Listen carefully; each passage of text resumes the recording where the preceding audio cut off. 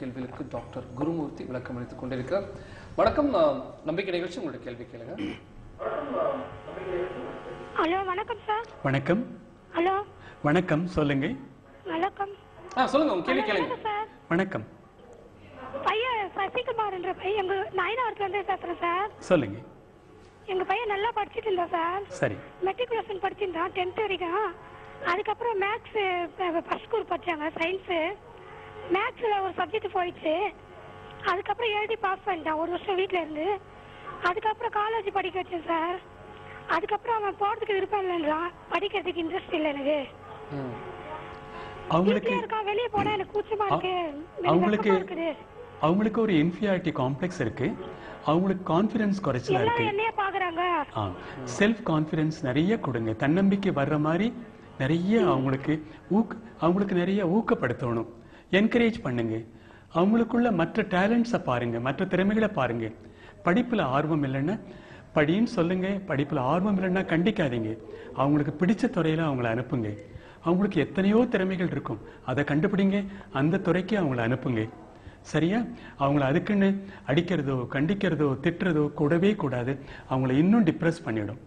சரிங்களா, ரொம்ப நன்றி. ஆனால் டாக்டர் பாருங்க, டாக்டர் இப்போ வந்து வெளி உலகத்துக்கே போக மாட்டேன், நம்ம வந்து ஃபெயில் ஆகிட்டோம், நம்மளை வந்து எல்லாமே பார்க்குறாங்கன்ற ஒரு எண்ணம் வரும்போது அந்த எண்ணத்தை எப்படி டாக்டர் அந்த பையன் வந்து எதிர்கொள்ளணும் டாக்டர்? எப்படின்னா, நான் எல்லா மாணவர்களுக்காகவும் சொல்கிறேன், நம்ம பரீட்சையில் ஒரு சப்ஜெக்ட் இழந்துடுறோம், ஃபெயில் ஆகிடுறோம்.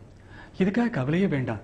எது மனசில் வேணும், ஒரு கேமில் பார்ட்டிசிபேட் பண்ணால் நான் பார்ட்டிசிபேட் பண்ணேன், வெற்றி தோல்வியை பற்றி கவலை வேண்டாம், நான் சின்சியராக பார்ட்டிசிபேட் பண்ணேன், நான் கண்ட்ரிபியூட் பண்ணேன் அந்த டீமுக்குன்னு சொல்லணும்.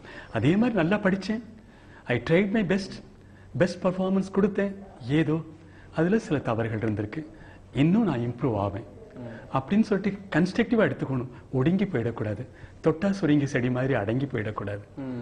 திரும்பவும் அது வர்ற மாதிரி வரணும்.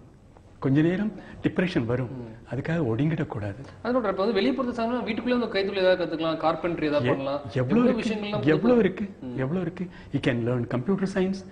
வீட்ல இருந்தே பல காரியங்கள் பண்ண முடியும். பிபிஎம் சொல்லிட்டு வீட்ல இருந்து கூட நிறைய பேர் வந்து பண்றாங்க டாக்டர். ஆமா, நிறைய இடங்கள்ல இப்பெல்லாம் வர வருது அந்த கல்ச்சர்.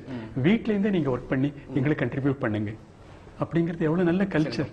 பட் இன்னும் பார்க்கணும் டாக்டர், இப்போ வந்து மாணவர்கள் வந்து வளரும் பருவம், கோடை விடுமுறைன்ற பல விஷயங்கள், இப்போ குறிப்பா வந்து அவங்களுடைய மனசு வந்து எந்த அளவுக்கு வந்து சஞ்சலப்படும் ஒரு வயசு டாக்டர் இது. இப்போ பார்த்தீங்கன்னா எதிர்ப்பால் மேல ஒரு வாரம் ஈர்ப்பு இருக்கும், பல விஷயங்கள் வந்து அவங்களுக்கு வந்து இப்போ படிப்புல கொஞ்சம் நாட்டம் இல்லை, எதிர்ப்பால் மேல கொஞ்சம் ஈர்ப்பு இருக்கலாம். அந்த மாதிரி விஷயங்கள் வந்து எப்படி கையாள்வது, இது வந்து வாழ்க்கையில வந்து எந்த அளவுக்கு ஒரு முக்கியமான ஒரு திருப்பமான விஷயம். ஸ்ட்ரெஸ்ஸுக்கு காரணமே இதுதான், நெகட்டிவ் எமோஷன்ஸ் தான் முக்கியமான காரணம். அதீத கோபம், அதீத காமம், போட்டி, வெறுப்பு, பொறாமை, பேராசை, சுயநலம், இது மாதிரி எண்ணங்கள் வந்துருச்சுன்னா நெகட்டிவ் எமோஷன்ஸ்ல அவன் அடங்கி போயிடுறாங்க. இதே நான் எல்லாருக்கும் உதவி செய்யணும், ஐ மஸ்ட் சர்வ் எவ்ரிஒன், நான் யாரை சந்திச்சாலும் அவங்களுக்கு நல்லது செய்யணும், அவங்கள உயர்த்தணும் அப்படின்னு நினைக்க ஆரம்பிச்சோம். அன்பு அன்பு அன்பு. If one would expand, he must love. When he ceases to love, he dies. நம்ம நல்ல உயிர் வாழணுமா, ஆனந்தமா இருக்கணுமா, கன்ஸ்ட்ரக்டிவா இருக்கணுமா, நிறைய கண்ட்ரிபியூட் பண்ணணுமா வீட்டுக்கும் நாட்டுக்கும், நம்ம எல்லாரையும் அன்கண்டிஷனல் லவ் முக்கியம். அன்கண்டிஷனல் லவ், அன்பு, கருணை, பரிவு எல்லாம் நிறைஞ்சிருக்கணும். எல்லாம் நமக்குள்ள பாசிட்டிவ் எமோஷன்ஸ் வந்துட்டு we become great. நம்ம ஆல்மோஸ்ட் கார்டன் நெருங்குறோம். இப்போ வந்து நம்மளுடைய மாணவர்களுக்கு கோடை விடுமுறை அப்போ வந்து எல்லாமே, ஏன்னா ஃப்ரீயா வந்து கொடுக்க வந்து அட்வைஸ் தான், ஆனால் அது நிறைய பேருக்கு வந்து கொடுத்தாலும் அது பிடிக்க மாட்டேங்குது. நீங்க வந்து என்ன கருத்து சொல்லுங்க? அட்வைஸ் லிப்ஸ்ல இருந்து கொடுக்கல, சரி, டெப்ஸ்ல இருந்து கொடுக்குறேன். ஓகே, அவங்க செய்ய வேண்டியது இதுதான். நல்ல ஓய்வு, நல்ல ரிலாக்ஸேஷன், நல்ல உணவு, நல்ல தூக்கம், உன்னதமான விஷயங்கள்ல தனியாத ஆர்வம், இது இருந்தா போறோம். we can do anything. Super doctor. Doctor, நீங்கள் பல விஷயம் சொன்னீங்க டாக்டர். உங்கள் நேரத்தை ஒதுக்கி எங்கள் நேரத்துக்கு வந்து கருத்துக்களை இப்போ வந்து கொண்டதற்கு மிக்க நன்றி டாக்டர். கோடை விடுமுறையை ஆக்கமூர்வமாக பயன்படுத்துவது குறித்து டாக்டர் குருமூர்த்தி அவர்கள் பல விளக்கங்கள் சொன்னாங்க. குறிப்பாக அவர் சொன்ன விதத்தை பார்த்தீங்கன்னா, நம்ம இந்த கோடை விடுமுறை என்பது ரொம்ப வந்து படம் பார்க்கலாம், விளையாடலாம் பண்ணலாம், ஆனால் அதே சமயம் பல புதிய விஷயங்கள், புதிய ஸ்கில்ஸ் நம்ம வந்து கற்றுக்கணும், நம்ம வாழ்க்கையில் வந்து நம்ம முன்னேறணுன்ற ஒரு விஷயத்தை வந்து நம்ம தெளிவாக தெரிஞ்சு வச்சுக்கணும் என்பதை வந்து நம்ம வந்து மனசில் வச்சுக்கணும். இந்த நிகழ்ச்சி குறித்து உங்களுக்கு கருத்துக்களை எங்கள் மறக்காமல் தெரிவிங்க. எங்களது இமெயில் nambikkai@gmail.com. இந்த நிகழ்ச்சியில் பங்கேற்றவர்கள் பார்த்தவர்கள் அனைவருக்கும் நன்றி. மீண்டும் சந்திப்போம். வணக்கம்.